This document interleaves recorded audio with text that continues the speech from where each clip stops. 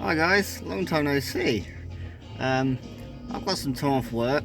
I have another project going out, which is a Citroen BX, which I'll show at some point. Superfire, which is this one. Not really sure what the hell I'm doing with it right now, because part of me says I fancy a change, which is why I got the Citroen, and other part of me says can't get rid of that one, that's the first car. Don't really know. But what I am sure of is all the spare bits I've got in the garage are starting to get on my nerves because just in the bloody way. So starting off with changing these rear windows, because this shell that I re-shelled my first car into about a year ago, basic model and had fixed rear windows. Ordinarily you wouldn't want them in your car because they typically hold water and they just rot the beepers out for fun.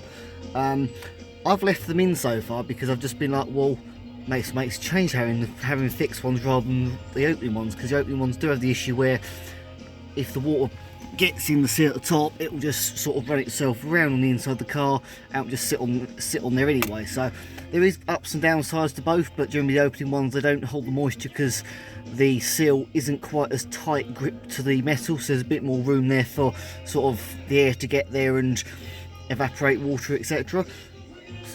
supposedly. I decided I want to get all the bits I've got out of the way, so I'm just going to stick them on this shell and get rid of a lot of it. So, like, as you can see with this one here, it's got all this red work around here where it's not got trim on it. It's because it's a basic TC spec model. So GTLI, that was my original shell, it all had trim on it everywhere, and I'd kind of like to just mainly get that trim out of the way, to be honest, because it's in the way, and if I put it to the car, then the car then has more luxury to it and I've got more space, so I suppose a bit of 2 in 1 really. So yeah, moment, I'm just literally spending a bit of time. I had these out last year to make sure there was no rot around the surround, which is what typically always happens. Found a little bit of surface going on, so I rubbed it all back, sealed it all up, so I know that's all good. The frames are blooming good. I've actually still got the frames from the old shell in the garage because I was not letting that shell go with all these surrounds in such good nick, because they always go for fun normally.